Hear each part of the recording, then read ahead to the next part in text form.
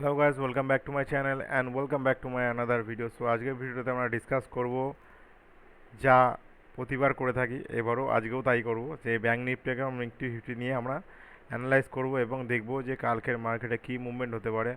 আগের দিন যারা যারা ভিডিওটা দেখেছো তারা অবশ্যই জানো যে কালকে আমাদের মার্কেট যেভাবে প্রেডিকশন করেছিলাম আজকেও ঠিক সেমভাবে আমাদের কিন্তু মার্কেট দিয়ে গেছে। ওকে, সো দেখো, মেন ব্যাপার হচ্ছে একটাই যে তোমাদের সাইকোলজিটাকে বিল্ড আপ করতে গেলে, প্লাস তোমরা যদি মনে করো যে প্রপার ট্রেডিং কেরিয়ারটাকে ইমপ্রুভ করতে হবে, তাহলে চার্ট দেখতে হবে। চার্ট দেখলে কিন্তু সব কিছু সমাধান হয়ে যাবে।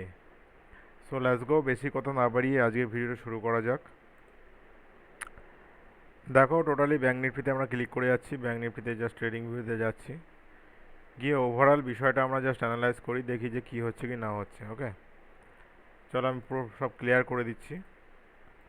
দেখো, আজকে ব্যাঙ্ক নিফটির মোমেন্টামটা কিন্তু খুব সুন্দর দিয়েছে, যেটা দেখলাম লাস্টের দিকে যা মোমেন্টাম দিয়েছে। ঠিক আছে, কারণ ব্যাঙ্ক নিফটির ব্যাপারটা হচ্ছে যেটা আমরা অ্যানালাইজ করেছিলাম সেই পর্যন্তই কিন্তু মার্কেট আমাদের আজকে দিয়ে গেছে। ঠিক আছে, সো কী করবো, আমরা জাস্ট 15 মিনিটের চার্টে ক্লিক করে নিলাম। 15 মিনিটের চার্টে ক্লিক করে নিয়ে প্রপার যেটা বলেছিলাম আগের দিন, যে প্রপার মার্কেট ডাউন ট্রেন্ডে আছে, ব্যাঙ্ক নিফটি কিন্তু কালকেও ডাউন ট্রেন্ড, অর্থাৎ আজকেও ডাউন ট্রেন্ডে থাকতে পারে। ওকে, ঠিক সেমনভাবে রিয়াক্ট করেছে, সেমনভাবেই কাজ করেছে। সো দেখো, কালকের মার্কেটের প্রেডিকশন যদি বলি, কালকে কি হতে পারে কি না হতে পারে দেখা যাক। টোটালি ব্যাঙ্ক নিফটি আমরা যদি দেখি, ওভারঅল মার্কেট একটা ট্রেন্ড ফলো করছে, যেটা তোমরা বুঝতেই পারছো। ঠিক আছে, এবার দেখো অ্যানালাইসিসটা কীভাবে করতে হবে আমাদের। আজকে যে হাই মেরেছে সেই হাইটা মার্ক করে নিলে, ঠিক আছে, এর কালারটা অ্যাকচুয়ালি একটু চেঞ্জ করে দিই আমি, তাহলে বুঝতে একটু সুবিধা হবে। ওকে, আমি কটা টেনে নিচ্ছি আশেপাশে, তাহলে মোটামুটি টেনে নিতে পারবো দাগগুলো। সো দেখো, ব্যাঙ্ক নিফটির মোমেন্টামটা কি হয়েছে। আজকে মার্কেট যখন ওপেন হলো যেখানে, অর্থাৎ গ্যাপ আপ মার্কেট ওপেন হয়েছে। ঠিক আছে, গ্যাপ আপ মার্কেট ওপেন হয়ে কিন্তু বেশি দূর মার্কেট সাস্টেন করতে পারেনি। ওখান থেকে গেল মোটামুটি এই রেঞ্জে, যেটা বলেছিলাম ওই যে ট্রেন লাইনটাকে রিজেকশন যদি নেয়, মার্কেট কিন্তু আবার ঘুরে ফিরে এখানেই আসবে। দেখো আজকেও কিন্তু সেখানেই এসছে। তো ওভারঅল কালকের মার্কেটের যদি অ্যানালাইসিস আমরা করি, কালকে কীভাবে দেখবো কি বৃত্তান্ত মার্কেটটাকে। সো কিছুই না, জাস্ট পেন টুলটা আমি একটু নিয়ে নিচ্ছি।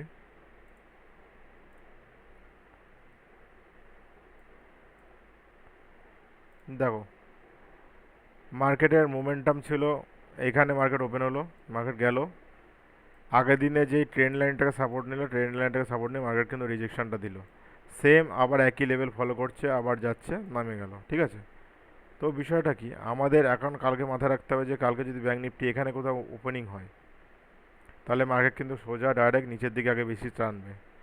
লেভেলটা বলে দিচ্ছি, 51,426 থেকে শুরু করে মোটামুটি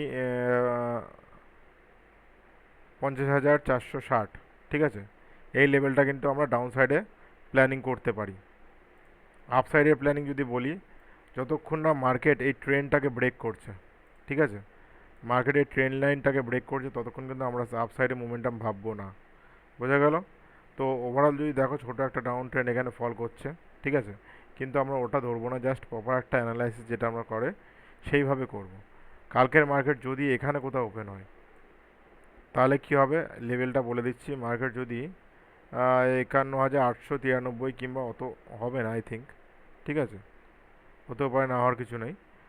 51,800 কাছাকাছি যদি মার্কেট কোথাও ওপেন হয়, মার্কেট কিন্তু প্রথমে এখানে সাস্টেন করার জন্য উপরের দিকে যাবে, এখান থেকে ধাক্কা খাবে, ধাক্কা খেয়ে রিজেকশন দিয়ে যান, মার্কেট ডাইরেক্ট ফল করবে। আদারওয়াইজ যদি এরকম কোনো বিগ বার ক্যান্ডেল বানায় এখানে, মার্কেট কিন্তু আপ সাইডের দিকে র্যালি করবে। বোঝা গেল?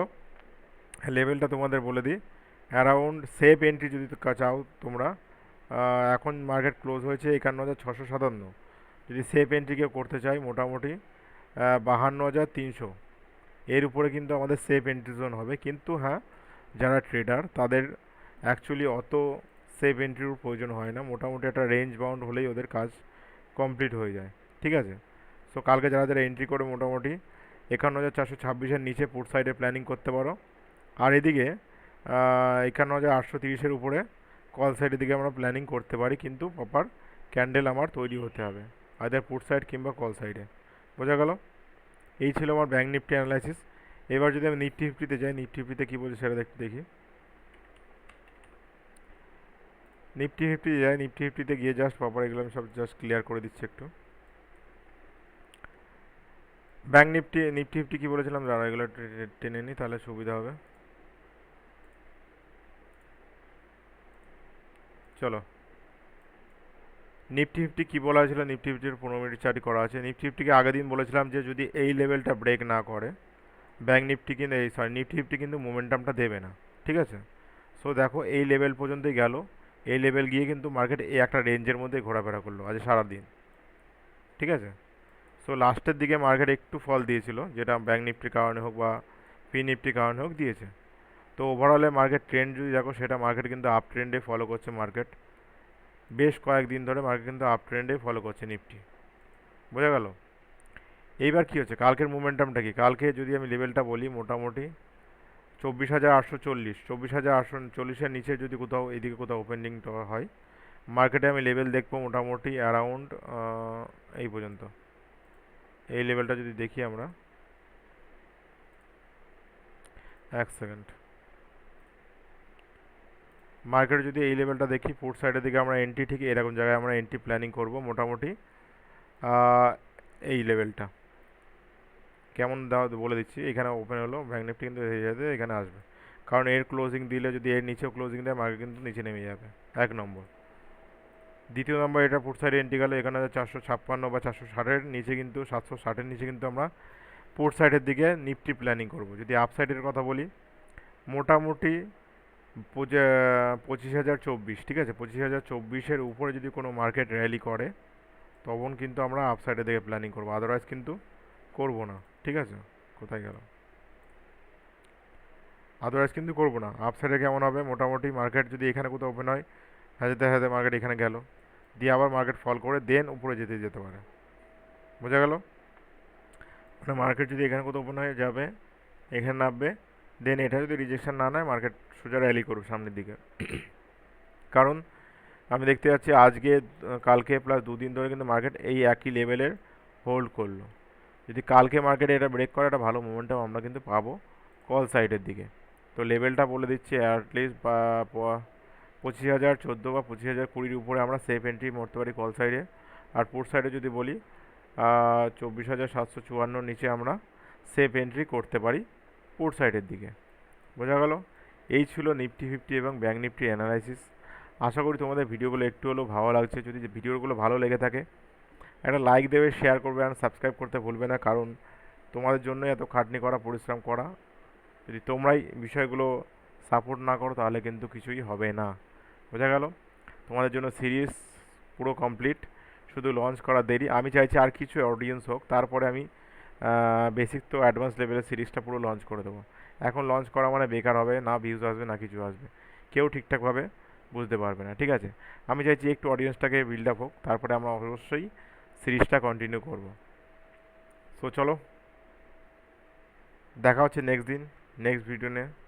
ততক্ষণের জন্য সবাই সুস্থ থাকবে, ভালো থাকবে। Good bye, সায়োনারা।